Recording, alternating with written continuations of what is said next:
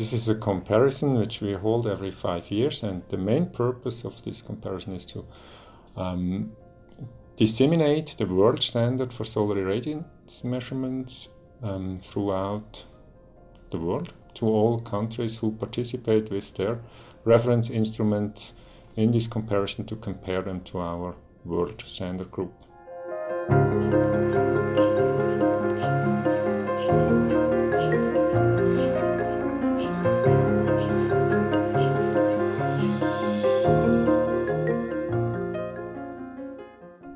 In the world of metrology, you have to always calibrate your instrument to a consensus reference.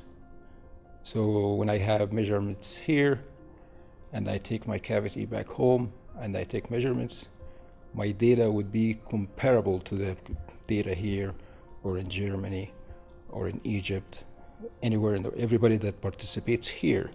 When they go home, they're going to read the same value, because we are traceable to one consensus reference, which is the WRR.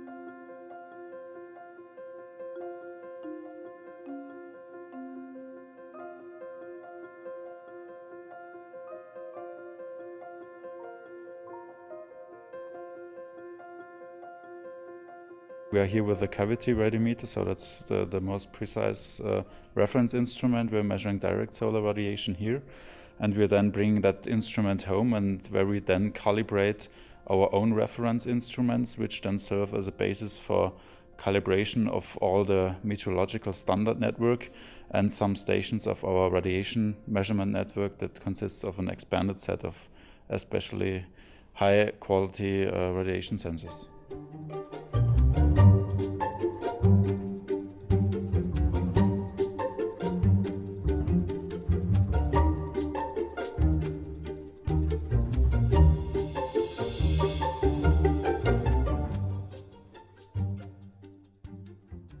Well, participants are the whole world, really literally the whole world.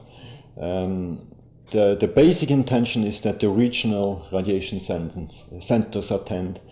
In reality, it's much more. So many people from national countries are attending because they don't have access to reliable comparison themselves. And then the newest development is the companies in solar industry love to attend because they also need to calibrate their instruments.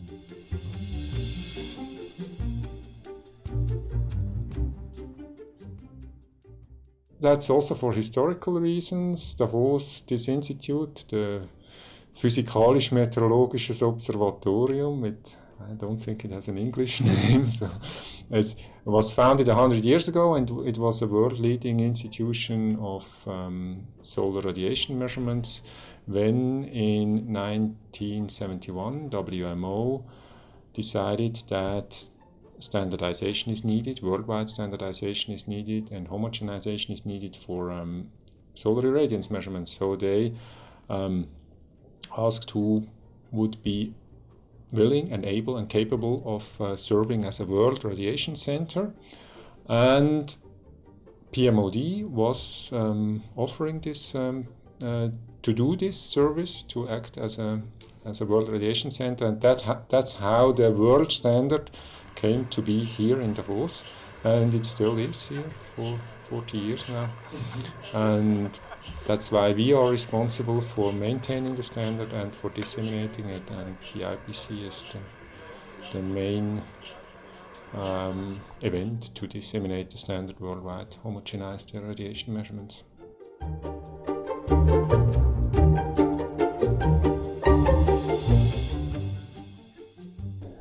The IPC, or the International Pyrheliometric Comparison, is a fundamental component of WIGOS and the Global Climate Observing System.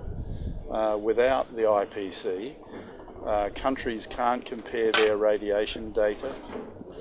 We would not be able to look at effective climate records throughout the globe So this is a very vital, important part of the role of WMO, is to have an IPC and participate. And if it's an event of WMO, there is capacity building, a very important aspect of it. And where you could think that calibration instruments you could do more remote or by sending instruments, the capacity building, in my opinion, is extremely important, that people have contact to experts directly and can rely on their advice.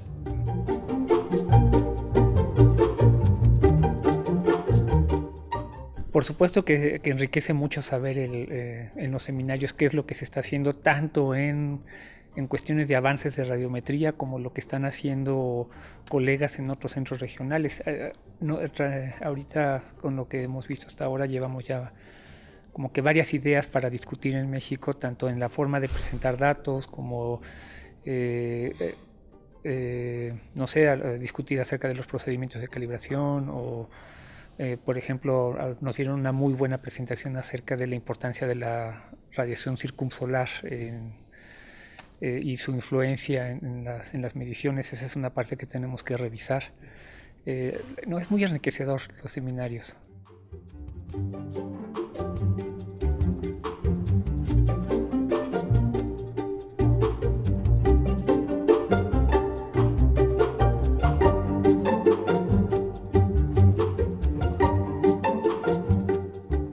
People or scientists from all around the world with focus on radiation measurements are coming here to Davos, and so it's a perfect place to exchange on common problems and think about possible solutions.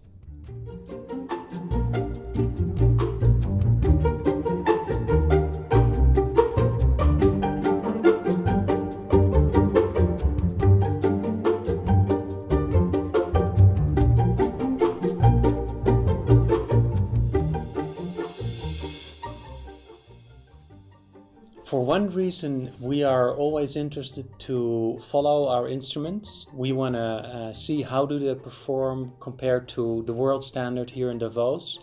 And we're also here to see the community, to talk to the people in the field, to hear about new ideas, and to also test new prototypes against a well-known reference, such as the world standard is.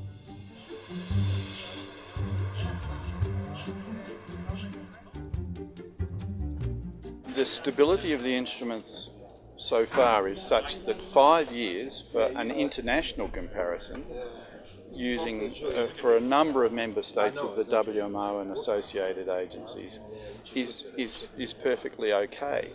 However, an IPC is only one component of these comparisons. It's expected that each of these member states and some of the radiation centres will hold their own comparisons in between the 5-year period, and that way they can transfer their calibration to all the member states within the WMO region they exist. So in Australia, we're the radiation centre for Region 5, but we assist New Zealand, Papua New Guinea, Malaysia, and other countries like Vietnam and others to maintain their traceability to the radiation scales in the Region 5.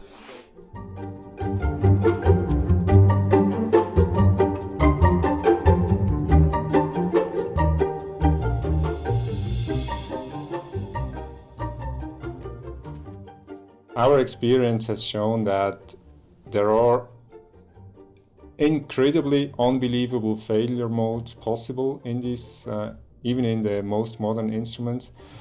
And they can have tiny but significant effect, which you will never be able to detect if you wouldn't compare them to other instruments, to other equally accurate instruments. I think our experience shows that there's for each comparison that we've participated, I could name you one effect that we have learned from this comparison.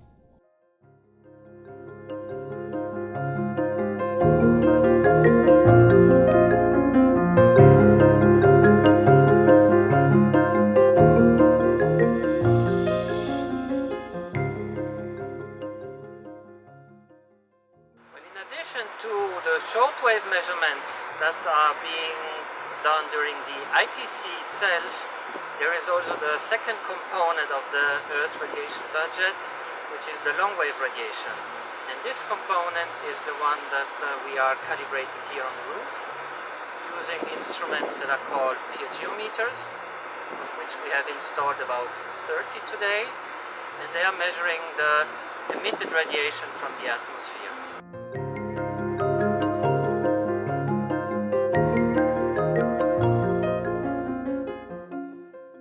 The third comparison that we are holding here at Davos at the moment is the filter radiometer comparison. It is actually the fourth that we are holding, and it is about instruments that are measuring the turbidity in the atmosphere, commonly called aerosols.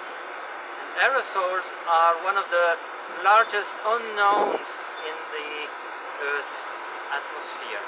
The effect of aerosols on radiation, be it attenuation or scattering, is very important to understand how radiation is behaving.